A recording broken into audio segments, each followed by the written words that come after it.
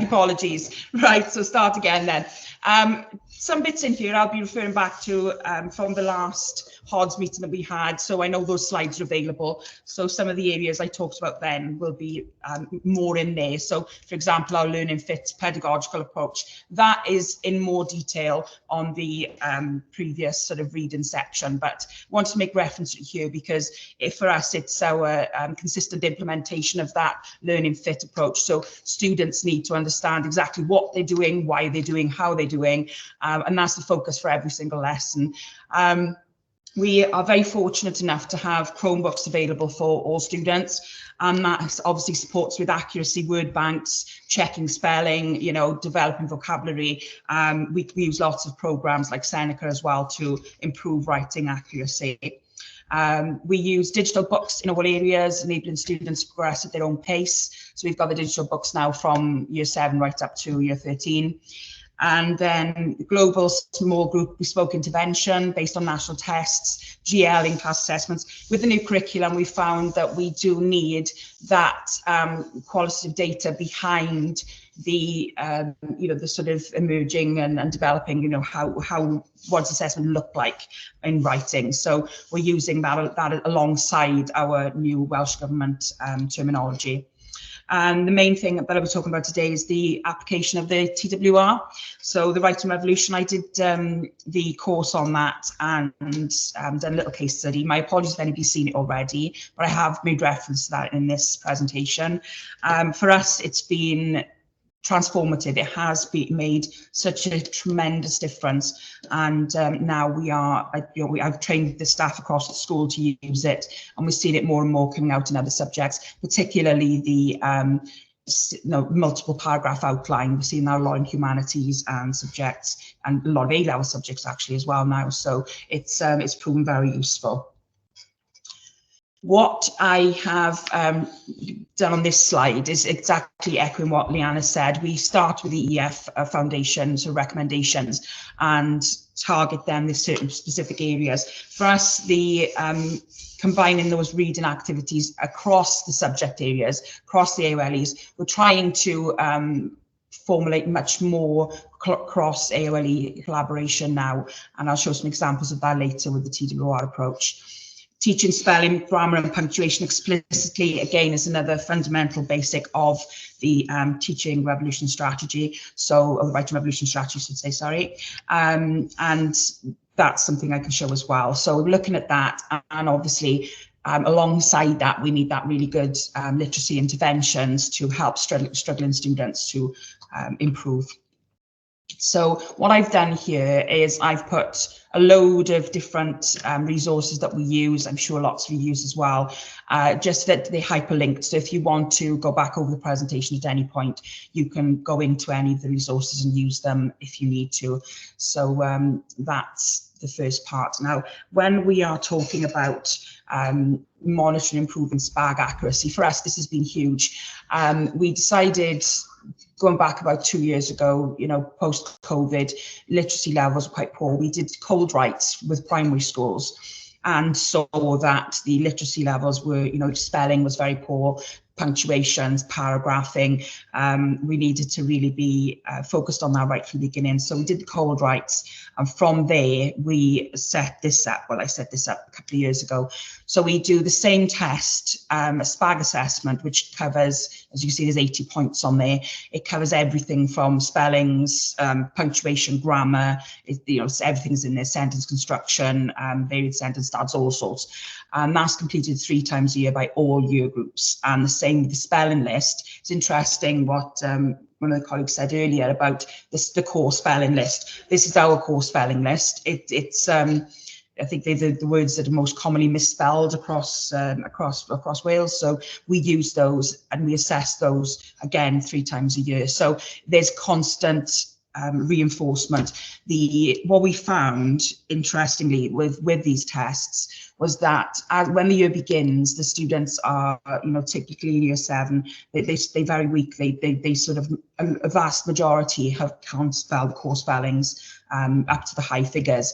But as the year goes on and we do this drilling practice, it gets stronger. It gets to the end of the year, they're scoring much more highly.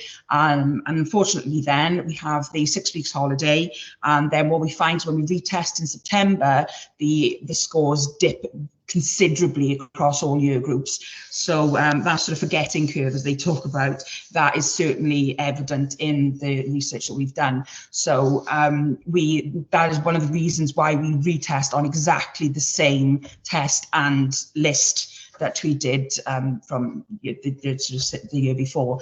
It's a bit monotonous, it is a bit frustrating, but it does improve accuracy. So alongside that, then what we use is that we complete those assessments. The SPAG assessment, it was just done on Google Forms.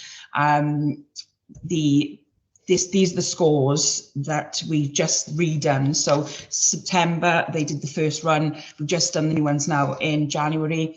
And the greens there are the scores that students have improved by. The reds are the scores that basically stayed the same or had a lower score. And those students then will be this is our global intervention. They will be going forward for more small group intervention. We know straight away, that there's one student here, for example, who has dyslexia. I know that would be, that would be an issue ongoing.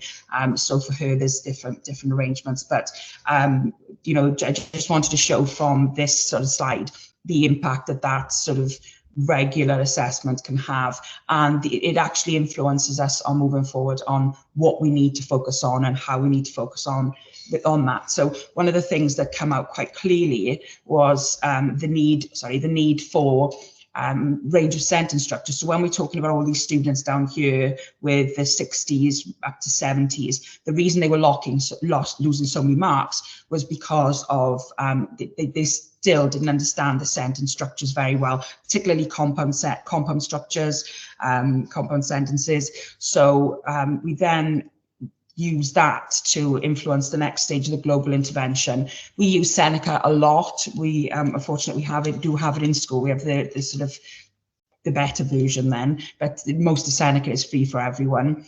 But I wanted to just show you the impact of this. This is a year 7 class. They're supposed to be one of our higher end classes, so I would say that they should be up there with the top ability of our students. Yet when we did this was the first test that they did on the short assessment. It's a 30-minute assessment, and it trains them how to write sentences and then assesses their understanding of all the core components, like the subordinate clauses and the, what's the subject, what's the verb, all that sort of thing.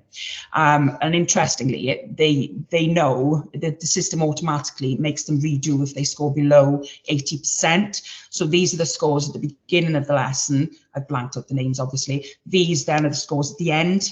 So you can see there's quite considerable improvement from the start of the lesson. That's in one lesson.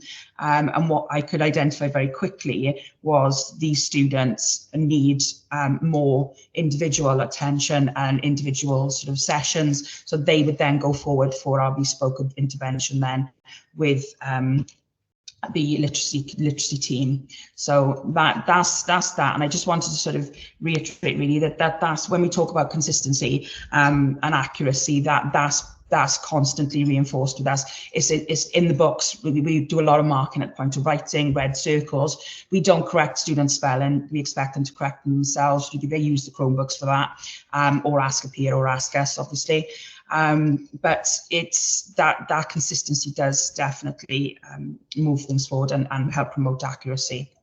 So alongside with our Learning Fit then, I wanted to show this. This is our part of our whole school approach. We do this co-construction of success criteria. I'm sure lots of you do. But I wanted to show with these 2 slides the similarities or the consistency in our approach from year 7 right up to year 11. Our sort of points along the journey here, you will see these consistently across all different types of writing, different approaches. So this one was a mystery story, mystery unit that they did in year 7. You've got the range of sentence structures, the range of sentence types, range of punctuation, the structure, the techniques used, slow writing, for example. And that then is echoed, consistently echoed throughout learning journeys as we go on. So this is another example for descriptive writing over, with older students, but you've got the same sort of success criteria. So they are part of what we call our golden rules. So I'm going to take you back a moment. So the golden rules that we use, these are the golden rules we use for writing across the school. All staff are sort of trained in this and reinforce it. I think that idea of always including a plan gets lost sometimes, particularly with, when they get to GCSE stage and they're trying to write quickly in a very short amount of time, the plan gets lost. But there's some really good practice in obviously planning out the writing. So that is something I've tried to push across the school. Highlighting keywords in the question, including those wow words, so that extend our vocabulary, range of sentence structures, range of sentence types, different types of punctuation, and that's going to be at least 5, good grammar and proofreading. So they've got those golden rules across every area. So we've got that quite a lot. Now, if I take you back through, then I move on to the writing revolution. So as I said earlier, it's been transformative as far as the teaching across the school is concerned. And I just want to show you a few examples of how we've done that. So if for anybody that doesn't know, I'm not going to go through all these slides particularly in detail, but I wanted them here for you, that if you wanted to see, what is the writing revolution, if you haven't done anything with it, there's quite a few bits on here about the Hockman method and how it's implemented. And we've done a lot of work lower down the school, the sentence level, and then paragraph, and then the multiples, the SPOs and the MPOs. So we do that. We look, I did a case study that looked at supporting the improvement of writing with confidence. And I just wanted to share with you some points from that. The main principle of TWR is explicit instruction. So again, that supports the Education Endowment Foundation's guidelines and suggestions. So I think that's key, and that is the bedrock of their actual program. So that definitely works with us. The sentences, building blocks for good writing, which is again what I use the whole school golden rules for. Embedding writing into the context to curriculum. I'll show you some examples how we do that as well then across the curriculum, and the same then with the planning and revising. So this is, the single paragraph outline. So this one, they're just basically learning how to build a paragraph very specifically, and you avoids that like elimination, the repetition. It provides that structure, and it sort of ensures that those students can distinguish the essential information from the non-essential. And does promote that analytical thinking. And we've this example I'm going to show you now, this is something we did with year 8. We've moved away from the traditional Shakespeare of looking at different plays and things like that, and we focus now on Shakespeare's villains, for example. They do the Globe and what it was like in Tude's times. They do that in other areas of the curriculum, so we've collaborated with those, and we focus now on the actual individual villains in Shakespeare. So we did some group work. That's the actual writing frame that goes alongside the SPO. You have to have that explicit teaching of topic sentences, thesis statements, all of that sort of thing. So that's all there. And then there's some examples there, but I wanted to show you, this is an example of a student in year 8 who wasn't in school for the SPO lessons, same ability class, lots of errors on there. But what you can see is, I think, that repetitive nature of the sentence construction, quite boring, quite frustrating, and clearly, I haven't highlighted them all on there, but you can see there's lots and lots of repetition and sort of no real sort of excitement to the writing. Then we've got the same class, same students who were in for the explicit teaching of the MPO, of the single paragraph outline, and so you've got the structure in place there.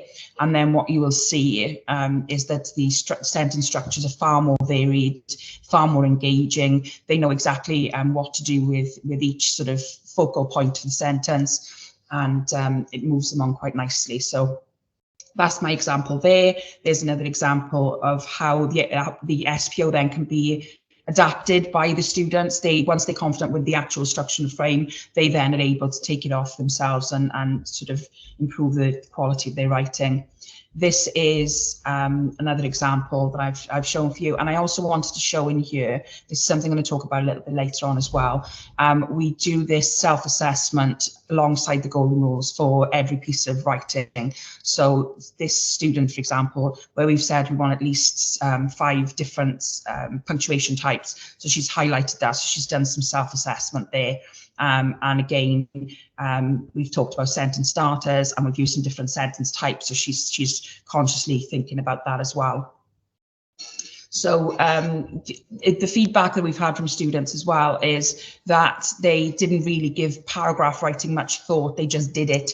But it was interesting to hear from the higher end students who said that most areas across curriculum just expect them to write, and they don't get given frames at all. They just are told to write a paragraph on, or told to write multiple paragraphs on, or an essay on, and they haven't actually been told how to break that down. So the feedback from students was that was really, really useful.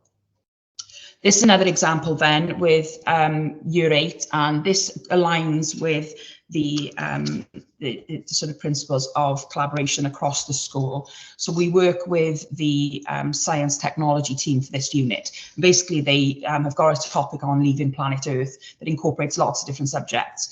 And they didn't have the time to explicitly teach. They wanted to produce an essay, but they were trying to do that in one lesson a fortnight, and it just wasn't enough time for them. So they asked us to sort of help out. So this is just the process of how we built it up. So we have, obviously, same as you all, little video clips. We have then sort of focused sentence activities, focused areas that the students fill in. And again, this goes across 2 AOLEs, so that the work is the same across the 2, so that both teams can see what's going on. Some videos and some feedback, and then the same there. And then there's also this idea of flipped learning, where they can extend their learning further by clicking on these links.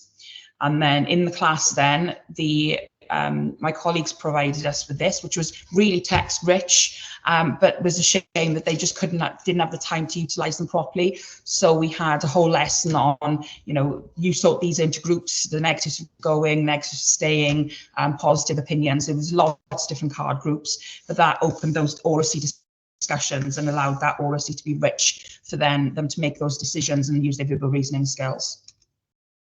So there's some examples that came out of the whole class discussion, used some of the reading strategies with the repeat 3 after me. We talked about the keywords, extracting those tier 2 vocabulary words like mitigate, colonize, equilibrium.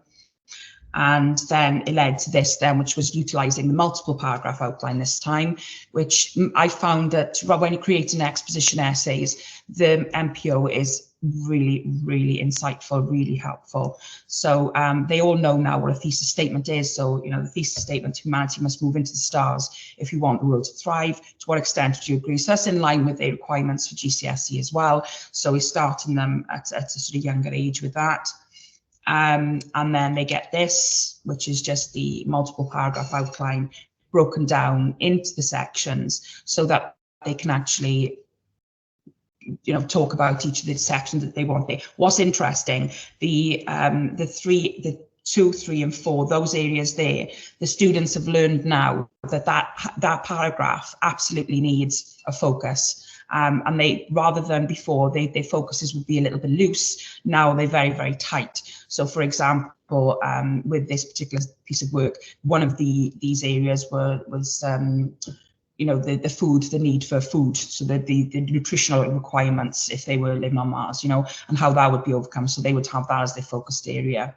But the plans are quite detailed, and they're using these symbols a lot more now to speed up the planning process, use them consistently across the school. So on student plans now, whereas you saw with the earlier plans, they didn't have any of these symbols. Now the symbols are used far more. So they can, in their plan, this example I just showed you here, they would have, the little arrows up and down, and the planning is far more effective. And it's, like I said again, embedding that across the school. They then moving it on to the next stage, obviously, is the GCSE, doing the exposition writing at unit 2. So same things again, got some success criteria that students are following. We do that co-construction, like I said, as part of Learning Fit, the pedagogy. And then we use the sort of highlighting method extensively across the department. It doesn't have to be done online. It can be done in the highlighters in front. Every classroom's got a big box of highlighters now. And they know that they highlight the thesis statement, but they then go through, and all students do this from year 7 up to year 13. They go through, they ensure that the discourse markers are there, and this obviously might change depending on what the requirements are for the piece of writing, but we use it for all.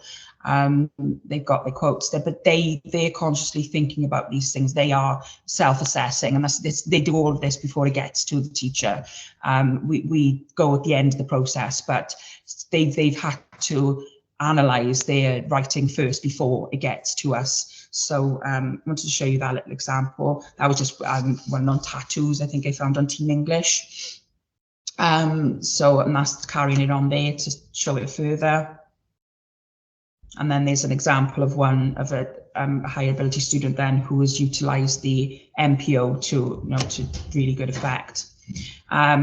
This is a different example with article writing then, moving away from the TWR a little bit, just to show really the sort of consistency with these different techniques. So we hope this was an example that we had from WJC. So this was top marks for one, writing a lively article. That word lively always catches students. So I do, we do, you do, we did this together. I highlighted on the board, all the different areas, success criteria, and what was really useful to talk about, and what was working, what didn't, and we talked all the way through this. And one little strategy that came up, and this came from being an examiner, so I can't claim credit for this, that with the article writing, this way, when, and I'll show you the next slide, why, just giving the students those 3 focuses on, where are you going, or, where are you going, when are you going, and why are you going, and they've got that then to help structure. So again, unlike the TWR, you've got a slightly different way of approaching the structure there, but that works really well, and something that I don't know where it comes from. It's clearly a student, teacher in another school, so thank you to them.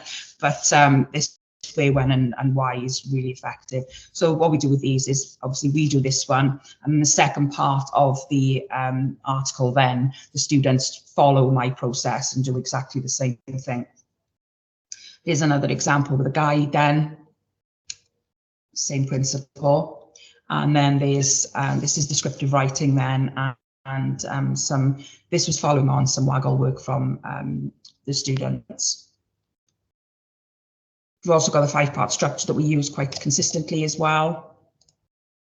And then just to sort of take this a little bit further, one of the things that we use a lot, and I know that the WJC resources out there for everyone, but I did an honesty task with my team, and I said, right, tell me how many of you are using the WJC resources on the website regularly, and the answer was no. They just didn't have time. And to be fair, to navigate through, there's some fantastic resources on there, but there are so many, and it is quite time consuming and quite cumbersome. So what I've done for my team, and I've shared them with you, is all of the knowledge organisers, using knowledge organisers consistently. The WJ has recently sort of created new knowledge organisers, but I put all those in one place. So if you want to just take those, then you're very welcome. But we use these with students as part of their self-assessment process, and they are really rich. And it's very clear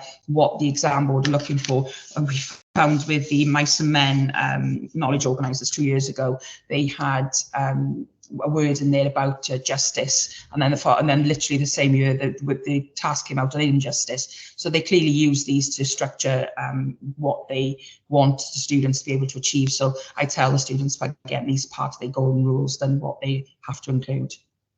So there's lots of different examples there. They're the older style ones then.